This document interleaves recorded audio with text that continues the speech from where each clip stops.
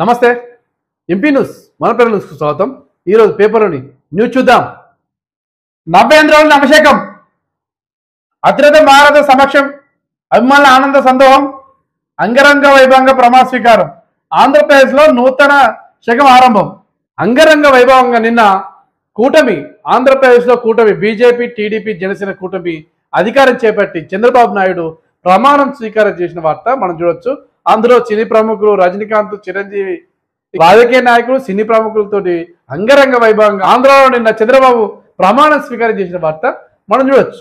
Kuwait లో భారీ అగ్ని ప్రమాదం. కువైట్ లో చాలా మంది బ్రతకడం పోతారు, కొందరు జాబ్ చేయడానికి పోతారు, కొందరేమో చదువుకొని చిన్న చిన్న ఉద్యోగాలు చేసి డబ్బులు పంపడానికి పోతారు, కొందరు లండన్ పోతారు, కొందరు అమెరికా పోతారు. చాలా మంది ఈ కువైట్ లో మన భారతీయులు చాలా మంది చనిపోయిన వార్త. ఎంతమంది? 50 మంది చనిపోయారట.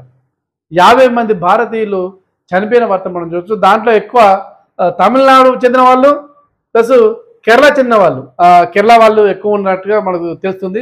కువైట్ లో మరణించిన భారతీయుల మరణానికి భారత ప్రధాని నరేంద్ర మోడీ దిగ్భ్రాంతి వ్యక్తం చేసిన వార్త మనం చూడొచ్చు.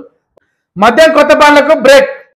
5 కంపెనీల అనుమతులు, 5 కంపెనీల కొత్త బ్రాండ్ల కంపెనీలను నిలిపివేసిన సీఎం రేవంత్ రెడ్డి ప్రభుత్వం ఒత్తిడి వల్లే కాళేశ్వరం ప్రాజెక్టు మీద ఎంతో అవినీతి జరిగిందని చెప్పేసి గత లోక్సభ ఎన్నికలు స్టార్ట్ అయిన నుంచి ఒకటే గోల.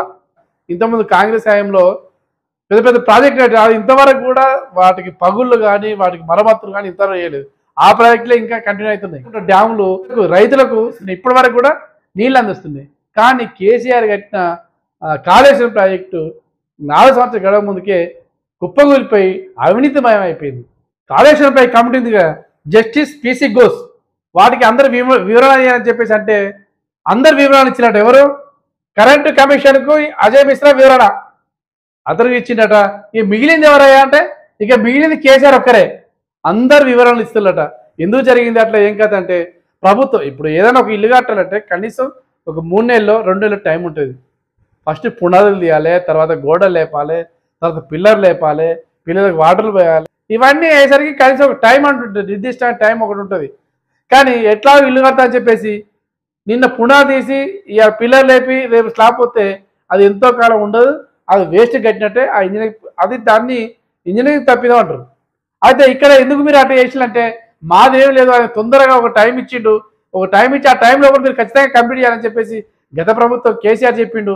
ఆయన చెప్పినట్టే మేము చేసింది తప్ప మా తప్పేమీ లేదు. మేము చెప్తే ఆయన వినట్లేదు, ఆయన చెప్పిన చేయాలని చెప్పేసి అంటే ఆయన చెప్పిన గడువులను పూర్తి చేసిన వల్ల ఇట్లా జరిగిందని చెప్పేసి ఆ నిపుణుల కమిటీకి చెప్పిన వార్త మనం చూడొచ్చు.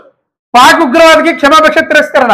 24 సంవత్సరాల క్రితం అంటే 2000 సంవత్సరంలో ఎర్రకోటపై దాడి, పాకిస్తాన్ సంబంధించిన ఆరిఫ్ అనే వ్యక్తి ఎర్రకోటపై దాడి చేసిండు. దాంట్లో దొరికితే అతనికి మరణశిక్ష విధించినట్టు. అప్పుడే ఆ కేసు ఇంకా నడుస్తుంటూ సుప్రీంకోర్టులో అతను వేసినట్టు. ఏమని? నాకు క్షమాభిక్ష పెట్టండి, నేను బ్రతకాలని ఉంది నాకు అని చెప్పేసి ఆయన సుప్రీంకోర్టుకి వెళ్తే సుప్రీంకోర్టు కానీ రాష్ట్రపతి కానీ ఆ క్షమాభిక్షను తిరస్కరించిలట. ఇట్లాంటి ఉగ్రవాదులను క్షమించొద్దు, అసలే ఈ మరణశిక్ష పడాల్సిందని చెప్పేసి చెప్తున్న వార్త మనం చూడొచ్చు. టెట్ ఫలితాల విడుదల. సీఎం రేవంత్ రెడ్డి టెట్ ఫలితాలు విడుదల చేస్తున్న ఫోటో మనం చూడొచ్చు. గ్రూప్ 1 మెయిన్స్ 7 రోజులు, అక్టోబర్ 21 నుంచి 27 దాకా పరీక్ష నిర్వహణ. పాఠ్యపుస్తకాల పంపిణీలో గందరగోళం. జూన్ అంటేనే విద్యా సంవత్సరం. చిన్న పిల్లలు కానీ ఇంతకుముందు 10th క్లాస్ అయిపోయిన వాళ్ళు కానీ బడికి వెళ్ళే టైం వచ్చింది ఇప్పుడు ఈ జూన్ అంటేనే. అయితే ఇప్పుడు ఏమైంది, గవర్నమెంట్ పుస్తకాలు పిల్లలకు పంచేటప్పుడు ఏమవుతుంది, గత ప్రభుత్వ ముఖ్యమంత్రి ఫోటో కానీ ముఖ్యమంత్రి చెప్పిన ముందు మాట కానీ అవన్నీ ఉన్నాయట ఇంతకుముందు పుస్తకాలు. అవే పుస్తకాలు ఇప్పుడు పంచాలట. గట్టెట్లా పంచుతారు? అసలు ఆ ప్రభుత్వం మారింది, ప్రభుత్వం డిసెంబర్లో వచ్చింది.